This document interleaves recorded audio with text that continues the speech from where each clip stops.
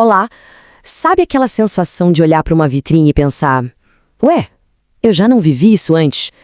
Como se de repente a gente tivesse voltado para o início dos anos 2000? Pois é, não é imaginação. A moda Y2K, a moda do ano 2000, tá de volta com tudo. E nesta análise a gente vai desvendar quais peças são essas, por que elas voltaram agora e o que tudo isso diz sobre a gente. A pergunta que fica é essa, né? Porque, olha, não estamos falando de uma ou duas pecinhas que voltaram. É uma estética inteira que marcou uma geração e que agora retorna para definir a próxima. Cintura baixa, cintos largos, sou familiar? Sim, ela mesma, a polêmica cintura baixa. Para muita gente é o grande símbolo daquela era, uma peça que muitos juraram nunca mais usar, mas que tá aí de volta com força total, tanto nas ruas quanto nas passarelas. E claro, junto com a cintura baixa, vinha a sua parceira inseparável, a mini saia jeans. Aquele modelo mais reto, bem característico lá de 2004, ressurge como um item quase que obrigatório para quem quer entrar nessa estética. E para fechar esse trio, os óculos com lentes coloridas. Aquela vibe meio popstar fugindo de paparazzi, sabe? Um acessório que sozinho já definiu o visual de uma década inteira. Ok, vamos mergulhar nisso. Mas calma, não é só tirar a poeira daquela roupa guardada há 20 anos. A moda Y2K de agora é uma releitura, é uma versão 2.0 atualizada daquela que a gente conheceu. Vamos ver direitinho quais são as peças-chave dessa volta. Olha, a lista de peças que voltaram é simplesmente icônica. A gente está falando das calças cargo, das famosas baby tees, que são aquelas blusinhas mais justas, os conjuntos de veludo, as jaquetas bomber mais curtinhas e as saias plissadas. Cada uma dessas peças traz um pedaço daquela nostalgia dos anos 2000, mas como a gente vai ver, com um toque bem diferente para os dias de hoje.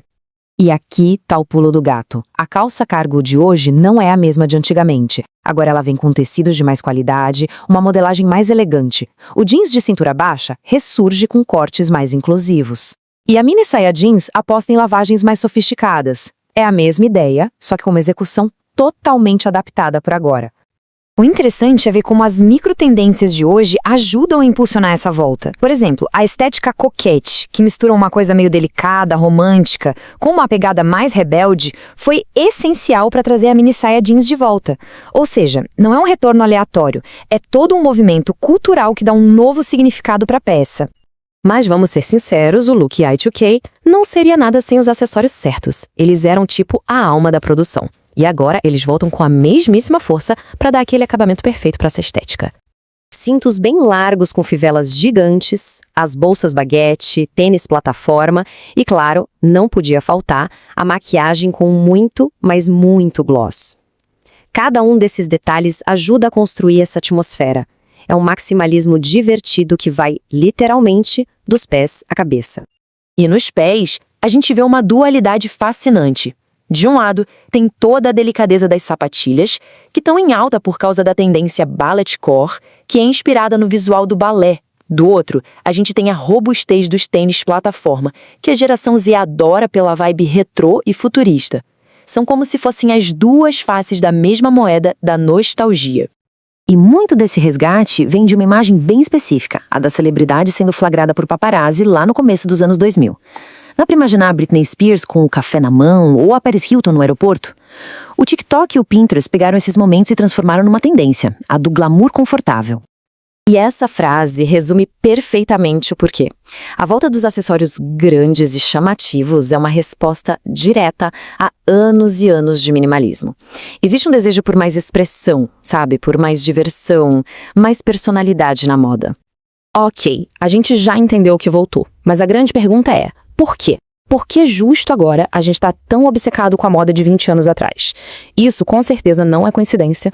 Então vamos mergulhar nos fatores culturais e sociais que criaram assim a tempestade perfeita para o Y2K renascer. Existem motivos bem claros para a gente estar vivendo exatamente este momento. Basicamente, são 5 grandes forças que estão trabalhando juntas. Tudo começa com a nostalgia e com os ciclos naturais da moda, que são, assim, super potencializadas pela influência das redes sociais. E tudo isso acontece no momento em que a gente está fugindo do minimalismo e buscando mais personalidade na hora de se vestir. E aqui está o número mágico, 20. Existe uma teoria bem conhecida de que as tendências de moda funcionam num ciclo de 20 anos. É o tempo que leva para uma geração que não viveu uma certa estética redescobrir aquilo e reinterpretar como algo totalmente novo e empolgante. E as redes sociais, claro, funcionam como um arquivo infinito e super acessível. Os looks icônicos da Britney, da Paris Hilton, da Beyoncé, tá tudo ali, a um clique de distância. Serve de inspiração e é recriado por uma nova geração, que transforma o look de aeroporto daquela época no que a gente chama hoje de configlam. Isso aqui ilustra perfeitamente o movimento do pêndulo cultural. Depois de um longo tempo dominado por cores neutras, por linhas retas, por uma estética super minimalista, surge um desejo coletivo por algo mais divertido, mais ousado, mais maximalista. Uma moda que não tenha medo de se expressar. E aí, o que esse retorno todo nos diz sobre o futuro? Bom, ele mostra que a moda não anda em linha reta, é um ciclo que não para, de redescoberta, onde o passado é sempre a matéria-prima para o que ainda está por vir. E esse ciclo de 20 anos é bem consistente, viu? A moda dos anos 80 voltou com tudo nos anos 2000, a dos anos 2000 tá de volta agora, na década de 2020. E, se a gente seguir essa lógica, o que estamos vestindo hoje provavelmente vai ser a grande tendência nostálgica lá da década de 2040. E isso leva a gente para uma reflexão final. Se pararmos para olhar o que vestimos hoje, as tendências que nos cercam, o que será que vai ser considerado icônico daqui a 2 décadas? O que do nosso presente vai alimentar a nostalgia do futuro? Fica aí a pergunta para a gente pensar. Até a próxima!